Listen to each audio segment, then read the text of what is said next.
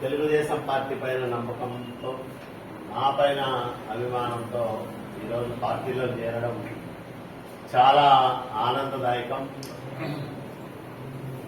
మలపనగుడి బాగుంటుంది, సిద్ధాపురం వచ్చేటప్పటికి మన మెజార్టీ తగ్గిపోతుంది అని బాధపడేవాళ్ళం.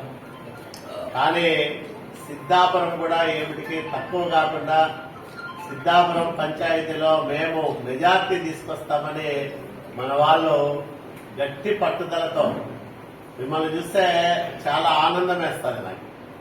పట్టుదల ఉంటే బాగా బలహీనంగా ఉండే గ్రామాన్ని కూడా బలోపేతం చేయొచ్చని మీరు నిరూపిస్తా ఉన్నారు. అందరికీ ప్రత్యేకంగా అభినందనలు తెలియజేస్తా ఉన్నా.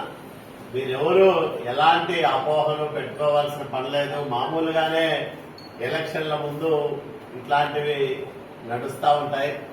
కాలువ శ్రీనివాసులు ఎంపీగా పోతాడన్న నేను ఎక్కడికి పోను, రాయదుర్గంలో ఉంటా. అత్యంత వెనుకబడిన ప్రాంతం. ఈ ప్రాంతాన్ని అభివృద్ధి చేయమని మన నాయకుడు చంద్రబాబు నాయుడు గారు నన్ను ఇక్కడికి పంపించారు. కాబట్టి ఈ ప్రాంతాన్ని అభివృద్ధి చేసేంత వరకు మరో 10 ఏళ్ళైనా 15 ఏళ్ళైనా రాయదుర్గంలోనే ఉంటా, మీతోనే ఉంటా.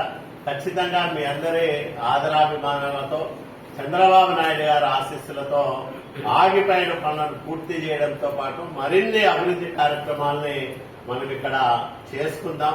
ఈ ప్రజలకు మంచి చేద్దాం, ఈ ప్రాంతాన్ని బాగు చేద్దాం. దానికి మీరందరూ కూడా నాకు చేదోడుగా ఉన్నందుకు మరొకసారి మీ అందరికీ మనస్ఫూర్తిగా